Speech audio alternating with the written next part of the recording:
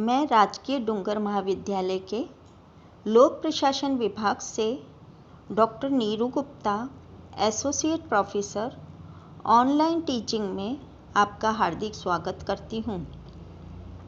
ऐसी आशा है कि इस कोविड-19 की महामारी में आप सभी स्वस्थ व सुरक्षित होंगे तथा आशा करती हूँ कि इस कठिन समय में भारत सरकार, राज्य सरकार, जिला प्रशासन द्वारा जारी एडवाइजरी जैसे कि मास्क लगाना, सोशल डिस्टेंसिंग बनाए रखना, व्यक्तिगत हाइजीन जैसे बार बार हाथ धोना आदि का ध्यान रखना एवं इस समय आप सभी ध्यान, योग, प्राणायाम, व्यायाम, अच्छे खान पान के द्वारा स्वयं की प्रतिरोधक क्षमता एवं परिवार का ध्यान रख रहे होंगे। इस महामारी के समय क्लासरूम टीचिंग में परेशानियां होने के कारण हम ऑनलाइन टीचिंग के माध्यम से शैक्षणिक कार्य करने का प्रयास कर रहे हैं। इसमें कुछ परेशानियां भी आपके सामने आएंगी, जैसे कि स्मार्टफोन, आईपैड, लैपटॉप का उपलब्ध नहीं होना, उचित नेट कनेक्टिविटी नहीं होना आदि। फिर भी हम मिलकर शैक्षणिक कार्य को आगे बढ़ाने का प्रयास करेंगे। आज हम लोक प्रशासन क्या है, लोक प्रशासन का अर्थ क्या है के संबंध में चर्चा करेंगे। लोक प्रशासन को दो आधारों पर देखा जाना चाहिए, जिसमें पहला एक अध्ययन विषय के रूप में, वहीं दूसरा एक व्यवसाय के रूप में। लोक प्रशासन अध्ययन के विषय के रूप में लगभग 19वीं सदी के आखिरी दशकों में औपचारिक रूप से विकसित हुआ है, जबकि सभ्यता के शुरुआती दिनों से ही जब ये एक व्यवसाय के रूप में समाज में उद्घटित हुआ, तभी से व्यावसायिक संगठनों को बेहतर बनाने के उद्देश्य से अध्ययन के प्रयास किए जाते रहे हैं। आज लोक प्रशासन अन्य सामाजिक विज्ञानों की भांति एक विकसित विज्ञान के रूप में उभर कर आया है। लोक प्रशासन आधुनिक शासन व्यवस्था का केंद्र बिंदु है। विकासशील और विकसित दोनों ही प्रकार के देशों के लिए सुनियोजित और सुदृढ़ लोक प्रशासन अनिवार्य है। एक पुलिस राज्य के क्षेत्र से निकलकर राज्य संस्था ज्यों-ज्यों कल्याणकारी राज्य के क्षेत्र में प्रवेश करती जा रही है, लोक प्रशासन का महत्व बढ़ता जा रहा है। डिमोप ने ठीक ही लिखा है कि वर्तमान समय में लोक प्रशासन व्यवहारिक रूप से हमारे समस्त जीवन और कार्यों पर छा चुका है तथा वह हमारी सभ्यता का मूलाधार बन गया है। लोक प्रशासन आधुनिक सभ्य समाज का अंग है, जिसमें राज्य के उस स्वरूप ने जन्म लिया है जिसे हम प्रशासी राज्य कहते हैं। जटिल समाज की चुनौतियाँ जैसे जैसे लोक प्रशासन पर नए उत्तरदायित्व डालती है, वैसे वैसे ही ये एक अध्ययन विज्ञान के रूप में वयस्क होता हुआ प्रबंध विज्ञान की ओर उन्मुख हो रहा है। दूसरे शब्दों में, जिस तरह लोक प्रशासन राजनीतिक विज्ञान से पृथक हुआ, उसी तरह विशेषीकरण के प्रभावों ने प्रबंध विज्ञान को लोक प्रशासन से पृथक कर दिया है। लोक प्रशासन आज के समाज में एक ऐसी गत्यात्मक शक्ति है जिसमें लोगों द्वारा प्रभावित होने का लचीलापन भी है और लोगों का नेतृत्व करने की क्षमता भी। इसे समाज की एक अत्यधिक स्थायी शक्ति कहा जा सकता है, क्योंकि राजनीतिक सरकारें बदलती रहती हैं पर प्रशासन उस दृष्टि से कदाचित ही बदलता है, वह स्थायी है। यह कहने में कोई अतिशयोक्ति नहीं होगी कि एक देश का जीवन उसके प्रशासन के गुणों के अनुरूप बन जाता है। लोक प्रशासन का अर्थ। लोक प्रशासन की व्याख्या संकुचित और व्यापक दोनों ही रूपों में की गई है। इसके अर्थ के स्पष्टीकरण और विवेचन के लिए ये स्वाभाविक है कि लोक एवं प्रशासन दोनों शब्दों में निहितार्थ ढूंढे जाएं।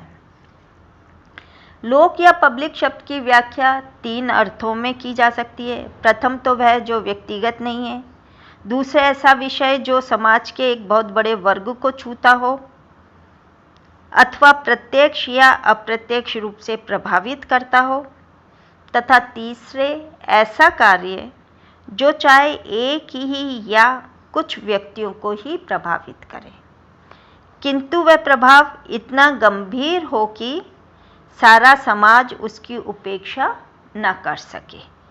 इस प्रकार पब्लिक शब्द व्याख्या की दृष्टि से कठिन होते हुए भी मोटे तौर पर समाज के उन कार्यों को अपने में समाविष्ट करता है जो मूलतः सामाजिक हैं। प्रशासन शब्द अंग्रेजी शब्द एडमिनिस्टर का हिंदी रूपांतर है और यह अंग्रेजी शब्द लैटिन भाषा के एड प्लस मिनिस्ट्रेट शब्दों की संधि से बनता है, जिसका शब्दार्थ है काम करवाना। प्रत्येक प्रशासक स्वयं तो कार्य करता ही है, किंतु उसे प्रशासन इसलिए कहा जाता है कि वो औरों से भी काम करवाता है। दूसरे शब्दों में प्रशासन चलाने के लिए जब काम करवाया जाता है तो स्वाभाविक है कि उन कार्यों के लिए योजनाएं बनाई जाएं। योजनाओं की क्रियान्विति के लिए क्या होना चाहिए? योजनाओं की क्रियान्विति के लिए संगठन स्थापित किए जाएं। उन संगठनों में कर्मचारियों की नियुक्ति की जाए, फिर उन्हें दिशा निर्देश दिए जाएं, उनके कार्यों का समायोजन किया जाए और अंत में प्रतिवेदन व्यवस्था और बजट प्रणाली द्वारा उन्हें नियंत्रित किया जाए। सारांश ये है कि दोनों शब्द लोक प्लस प्रशासन मिलकर सार्वजनिक जीवन से संबंधित महत्वपूर्ण प्रश्नों के विषय में लोक प्रशासन का नीति निर्माण और नीति क्रियान्वित का अर्थ स्पष्ट करते हैं। उदाहरणार्थ, विल्सन की परंपरागत भाषा के अनुसार लोक प्रशासन कानून के विस्तृत एवं व्यवस्थित प्रयोग का ही दूसरा नाम है। विल्सन की ये परिभाषा कानून के प्रयोग और उसमें विस्तार तथा व्यवस्था पर बल देती है।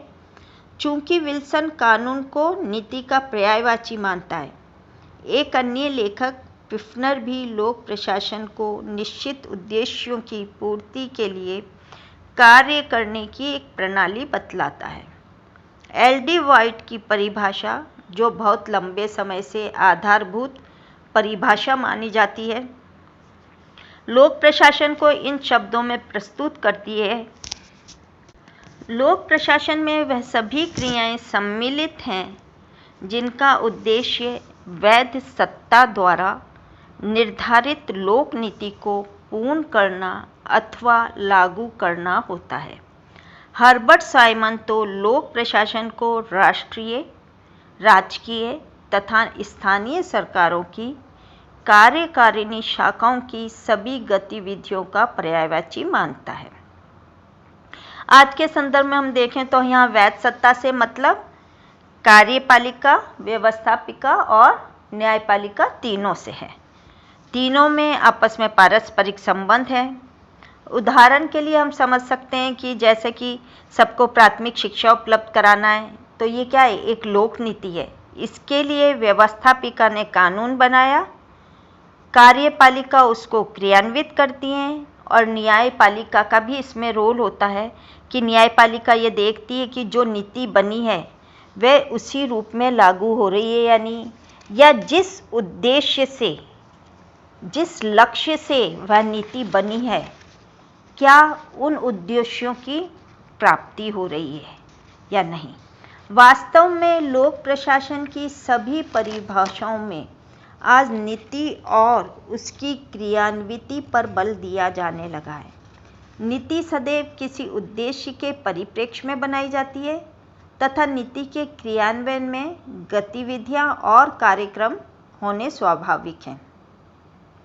अतः लोक प्रशासन का संबंध उद्देश्य, नीति और गतिविधि तीनों से है। तीनों में तालमेल बिठाना ही लोक प्रशासन है। जो लोग लोक प्रशासन को नीति विज्ञान मानते हैं वे उसे राजनीति पॉलिटिक्स के समीप ले जाते हैं और उनके मत में मंत्री और विधायक भी लोक प्रशासक हैं। इस तरह के दृष्टिकोण को प्रशासन का एकीकृत दृष्टिकोण कहा जाता है। इसके विपरीत जो लोक प्रशासन में केवल उच्च प्रकार के निर्णयों को ही महत्व देते हैं वे प्रशासन को एक प्रबंध कला की दृष्टि से देखते हैं और उन्हीं लोगों को वे प्रशासन कहना चाहेंगे जो तकनीकी दृष्टि से कार्य करवाने में वैज्ञानिक दक्षता रखते हों।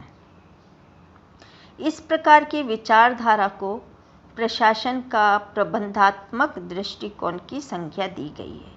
मोटे तौर पर लोक प्रशासन सार्वजनिक नीति के निर्माण और कार्यान्वयन में 5 बातों से संबंधित है। पहला, प्रशासन यंत्र या मशीन, जिसे लोक प्रशासन के विद्यार्थी संगठन सिद्धांतों का नाम देते हैं। दूसरे, व्यक्ति या सरकारी कर्मचारी, जिनकी समस्याएं लोक प्रशासन में कर्मचारी वर्ग प्रशासन के नाम से जानी जाती हैं। तीसरा, वित्त, जिसकी व्यवस्था का नियंत्रण और संचालन वित्त प्रशासन कहा जाता है।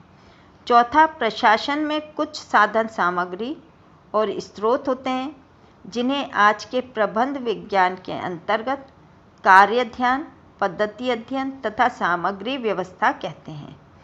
अंत में प्रशासन में कार्य करने को कुछ प्रणालियां और पद्धतियां होती हैं जिन्हें प्रबंधात्मक तकनीक के नाम पर आज के प्रबंध वैधानिक मॉडल्स की संज्ञा देते हैं। सार्वजनिक वित्त और वैज्ञानिक कार्य प्रणाली का एक उद्देश्यपरक समन्वय और समुचित अनुवाद लोक प्रशासन को आज के युग का महत्वपूर्ण सामाजिक विज्ञान सिद्ध करता है। लोक प्रशासन एक नीति विज्ञान है, एक व्यवसाय है, मानवीय आचरण से संबंधित सामाजिक गतिविधि है। कुल मिलाकर एक ऐसी प्रक्रिया है जो राजनीति का एक अविभाज्य अंग है। वह सरकार का प्रतिनिधित्व करता है और उसका प्रतीक भी माना जाता है। लोक प्रशासन में मानव आचरण को सामूहिकता के संदर्भ में देखा जा सकता है और इस दृष्टि से नेतृत्व, संप्रेषण, निर्णय प्रक्रियाएं, उत्प्रेरक दृष्टिकोण और मनोबल सिद्धांत प्रशासन के महत्वपूर्ण पार्ट हैं। Thank you.